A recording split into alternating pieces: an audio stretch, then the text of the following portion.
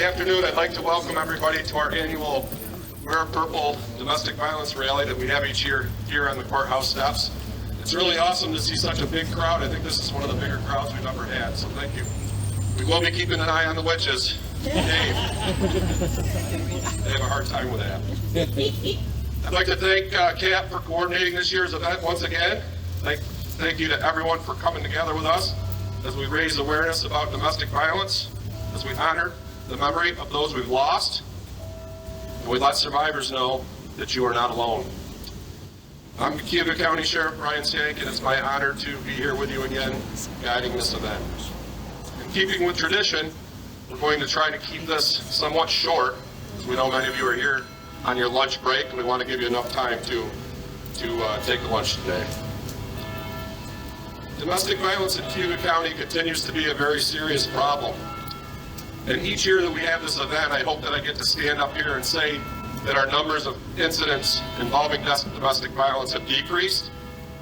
Unfortunately, they have decreased a little bit, 2022 over 2021, but still our number is just astronomical for the number of incidents that law enforcement has responded to over the course of the year. In 2022, and in previous years prior for quite a ways back, law enforcement agencies in our community have responded to over 2,000 reports of domestic violence incidents. That's a huge number for a county our size. My question is, how many more incidents occur out there that we don't know about? And I'm sure if we knew that number and added them together, it would be very staggering. Unfortunately, this problem's not going away, and we must continue to work even harder to end this cycle of abuse. When I say we, I mean not only law enforcement, but all of us. Everybody here and everybody in our community can do their part to help end this cycle. Anyone can make a call for help. Anyone can provide support to somebody that needs it. And anyone can spread the word about resources and lend a helping hand.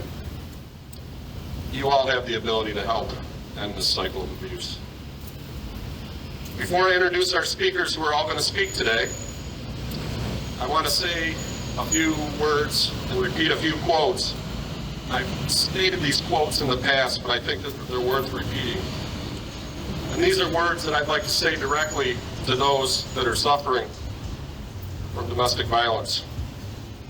The first one is, at any given moment, you have the power to say that this is not how the story is going to end. That's a quote by Christine Mason Miller. Another quote, don't judge yourself by what others did to you. It's by Cody Kennedy. You are your own person, never forget that. You have worth. Your abuser does not get to define who you are. And finally, never let someone who contributes so little to a relationship control it so much. The speaker's unknown for that quote. I urge each of you here today, if you have the opportunity and know someone who needs help, to send that text message, to make that call, to seek help. Let victims of domestic violence know that they are not alone. Be their support. There is never, ever an excuse for abuse. I appreciate everyone being here. Thank you so much, helping us raise awareness, this issue that we keep dealing with here in our community. And together, we can make a difference if we all chip in. And with that, I wanted to keep my words short so I could give our speakers an opportunity to step up today and make some remarks. I'm honored to stand up here with each of these folks that do so much in our community to help others. And I'm going to turn it over now to Cindy Basile, CAP Cuyahoga Seneca Family Victim Services Director. Cindy.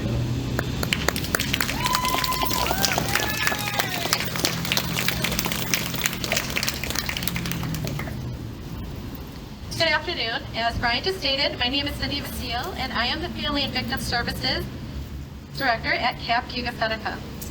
I want to welcome you all to the 14th annual Wear Purple Day event in Cuyahoga County.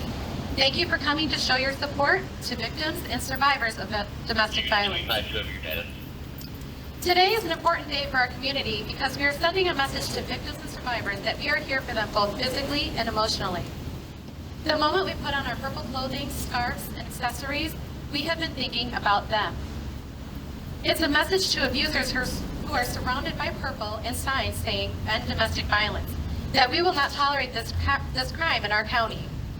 Lastly, it's a message to ourselves. Regardless of our careers, hobbies, households, and ability, we can all change the lives of victims. We can choose to speak to our friends and family about the dynamics of domestic violence and educate ourselves about options and services so we're prepared when a friend or family member or even a stranger is looking for help. We can choose to reaffirm our commitment to victims of domestic violence, or if you've never attended Wear Purple Day, you can commit it for the first time today. Every year, we have an immeasurable amount of support from the community to bring awareness to domestic violence. From downtown illuminating the streets with purple lights to the bell tower at City Hall lighting up the sky in purple, and to the pinwheels that are planted at Cuga Community College, showing support to the victims and survivors of domestic violence. As you listen to our speakers, I ask that you all think of our promise to victims of domestic violence. My question is, do you call the police when you hear or see someone being hurt? Yes! Yes! Do you promise to be supportive? Yes! I got her really bad at 84. Will you offer assistance to a friend or family member who is with an abuser? Yes! Do you promise to educate people on domestic violence and the services that are available? Yes! Will you commit to being a part of the solution and creating a safety net for victims and continue to show your support, not just today, but every day of the year? Yes! Freaking lootly. Will you encourage your workplace to host a domestic violence presentation so that you can make sure that work is a safe place for all victims? Yes! Thank you. We all have a responsibility to speak up for victims of domestic violence.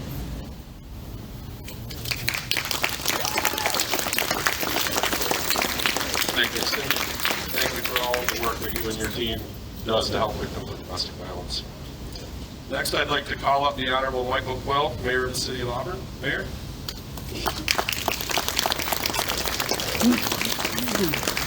Good morning, everyone. We've been out here on worse days. We've had snow and rain and everything else, so let's enjoy this nice day. On the way over here, probably as everyone to my left and right, trying to think of something profound and something that you will take with you and think about it. So my thoughts went to, we ended World War II, we ended World War I, the Civil War, the Vietnam War, conflict, whatever you want to call it, Jim invented of Korean War. So why can't we end domestic violence? I wish I had an answer for that, but I do not have an answer. Well, why not? In this great world we live in, this great country, why does it continue? What is it going to take to resolve this? I'm sure we spoke to each and every one of you. You have your own thoughts, your own wisdom, your own words, your own experiences. But we really, I hope you're with me, we really need to put this to an end. Enough is enough. It's time for a better life for our victims. That is my final time here. I've enjoyed it over the years, but thank you very much.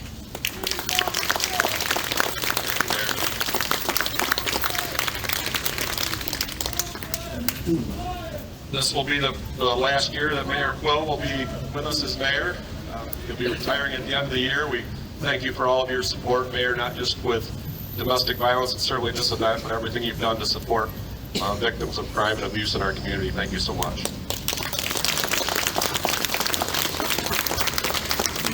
Next, I'd like to welcome up the Honorable David Gould, Chairman of the Cuga County Legislature. Sheriff Gould, he's no stranger to this podium. He chaired this event for many years, so thank you. Thanks very much, Sheriff. I know Brian mentioned earlier about the crowd. I've been coming to these since the first one many years ago. This is the best crowd I think I've seen, so thank you all very much for coming. I am going to be very short. I have a proclamation. I always say I'd like to go before the mayor because he has the same proclamation all the time.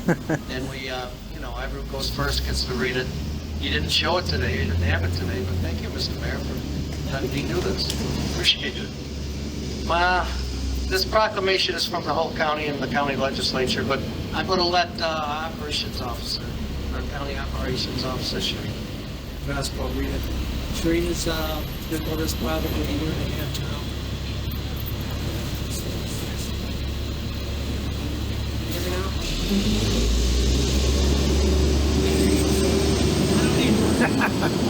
I want to thank all of you again for being here. This domestic violence, Mike said it very well, why can't this stop? It probably, realistically, may never stop, but every person that we can save, every lady that we can help is a step forward. I hope that it continues. I hope you all continue every year To come here, because we really appreciate it. So I'm going to let Shereen read this proclamation. It comes from the heart. And thank you all very much, and please stay safe. Appreciate it. Hello, everyone. So this proclamation is Domestic Violence Awareness Month in Cuba County, October 2023. Whereas the crime of domestic violence violates an individual's, both man and women, privacy and dignity, security and humanity due to a pattern of physical, emotional, sexual, psychological, and economic control and or abuse, including abuse to children and the elderly. Whereas the problems of domestic violence are not confined to any group or groups of people, but cut across all economic, racial, cultural, and social barriers, and are supported by societal differences. And whereas the impact of domestic violence is wide-ranging, directly affecting individuals and society as a whole, here in this community, throughout the United States and the world. And whereas victims of domestic violence have and deserve federal and state rights to information, notification, protection, restitution, child support, participation in criminal justice proceedings, and referrals to supportive services.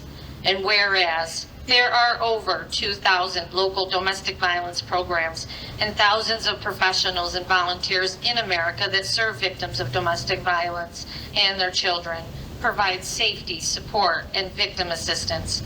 And whereas America has joined together annually since 1987 to commemorate October as National Domestic Violence Awareness Month. And 2023 marks the 45th anniversary of the National Coalition Against Domestic Violence. And whereas it is battered women themselves who have been in the forefront of efforts to bring peace and equality to the home. And whereas by observing National Domestic Violence Awareness Month during October of each year, we show our ongoing commitments to and support for victims of domestic violence and reaffirm America's commitment to end domestic violence against women, men, and children. And therefore be it resolved that Chairman Gould do hereby proclaim the month of October to be Domestic Violence Awareness Month in Cuba County in recognition of the important work done by victim advocates and allies.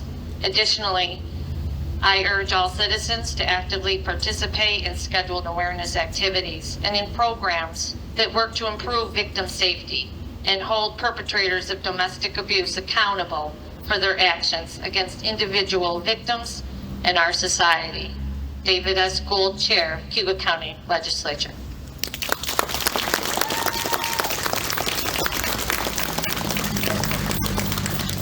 Thank you, Shereen. And thank you, Chairman Gould. And Chairman Gould will also be done at the end of the year. So we want to thank him for all of his service throughout the years, not only with our Sheriff's Office, but as Chair of the Legislature. Next up, I'm honored to call up the Honorary Brittany Antonacci, Cuba County District Attorney.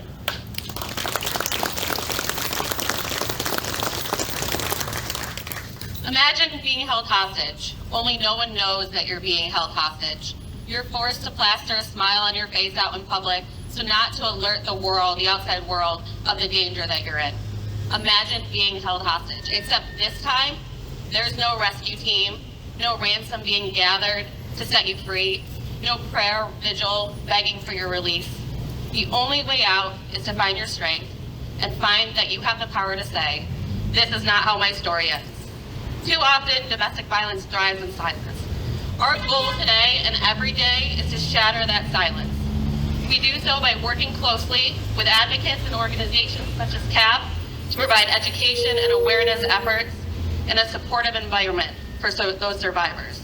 You can recognize a survivor of abuse by their courage.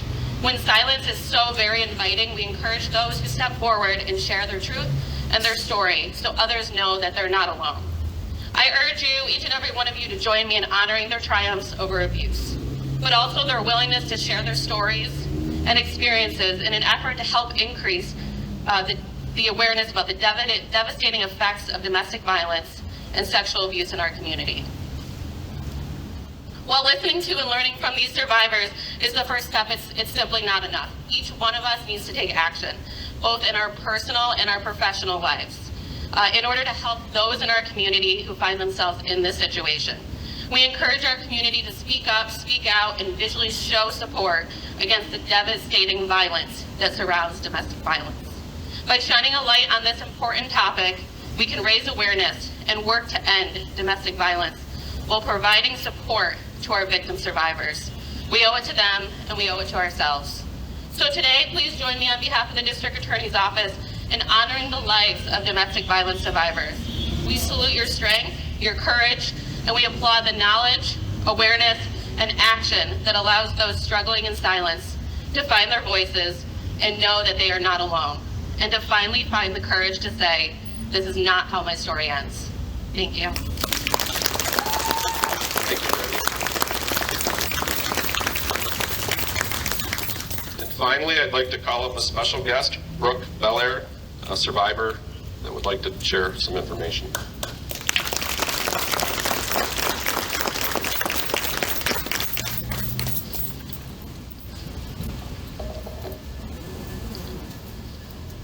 Good afternoon, everyone. I am Brooke Belair, and I am the domestic violence educator at Community Action Programs. I am so happy that everyone could take time from their day to support Wear a Purple Day in our daily fight to end domestic violence. This day has a lot of importance to me, and not just because I'm an educator, but because I too was a victim. I used to think that monsters were the things we heard about in stories. It wasn't until I was much older that I learned that not only are monsters just in stories, but they can also present themselves as men you love and who claim to love you.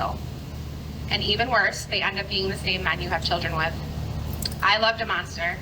For many years, I thought I could make him something different than what he actually was. No matter the terrible things he said to me, the countless times he assaulted me, the numerous times I had him arrested, I stayed. Even violating full orders of protection issued by the police to protect me, I still stayed with him. I, to this day, cannot explain why I stayed, but I did. And during the worst of the abuse, I found out I was pregnant with his child. And I really thought that would be the thing to change him. But it didn't. The abuse continued. It got worse. But I was able to finally get away. I think being a mother, it was just not my safety involved anymore, but my child as well. However, the abuse continued, but in a different way. This time, he was able to use our child as a pawn. After leaving him, we went to court, and he was awarded joint custody along with a substantial amount of visitation. And I complied because I knew if I did not, that I could too be in trouble for violating court order, even though I knew our child was not safe with him. One thing that I did know was that even though court didn't go in my favor, that I was still lucky because there were so many other women out there who have died attempting to endure or to leave the abuse I was facing. However, he found a different way to hurt me that made me feel like I wanted to not be alive. He took my child. After he failed the drug test at work, he was immediately fired. He spiraled out of control after that. On Thanksgiving Day, he took our child north to the Native reservation where he grew up. I contacted him for days with no answer. I later found out that once he was on the reservation, he might as well have been in a different country. That's how impossible it was to get my child back, or to get any authority to help me get my child back. Not only that, but there were laws protecting him, and laws that stated that Native children shouldn't be removed from the reservation. He left our child with family on the reservation and continued his out-of-control spiral. He made his way back to where we lived, walked into a pharmacy with a handgun, and committed armed robbery. He disappeared after that, most likely back to the reservation where he felt safe. It was only after law enforcement had enough evidence from the robbery to indict him that I was finally awarded full custody. However, that didn't make his family immediately give my child back. It took months, almost 4 to be exact. 4 months that I went without my baby. Even after I was able to get my child back, it was a while before he turned himself in for the criminal charges he was facing. And he ended up being sentenced to 3 years. That was it. I know the 4 months that he took my child was not long, but 3 years for all the crimes he was charged with felt like nothing compared to all the things I felt while he kept my child from me. And the trauma I still live with now because of it. But I was fortunate enough through that time to have a very strong support system. I have a great family, and I also had an advocate for domestic violence. She would sit in countless court appearances with me, not saying a word, but supporting me nonetheless.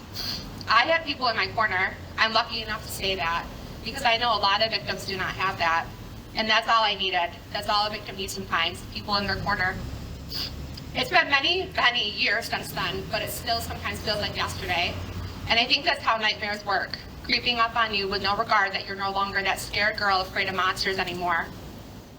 And I was the victim. I will openly admit that to anyone, and I will always share my story, even when I'd like to forget. Because that's how survivors are made, and that's how I was made, by hearing the stories of those who overcame things that I thought that I never would, by reaching out for help from people who have the resources to help. And I used to be embarrassed about that part of my life, hiding it, but I embrace it now, and I talk about all the parts that I can, and hope that I can make more victims be able to say that they are a survivor too.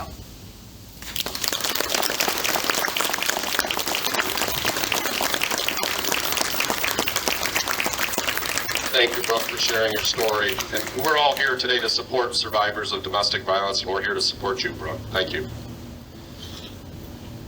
To give us some closing remarks, I'm going to call Cindy Basile up here in just a moment, but I would ask that, I'm sure she's going to ask everybody to come up here for a picture when we're all done. I would ask you to take a moment to read the banners behind me today, especially the one regarding Katie Sosi. We're here to remember those folks that we've lost, and if you don't know that story, please take a moment to read that story. We're here to support the memory of Katie and Katie's family who are here with us today. Thank you so much for being here. And now I'm going to turn it over to Cindy for some closing remarks.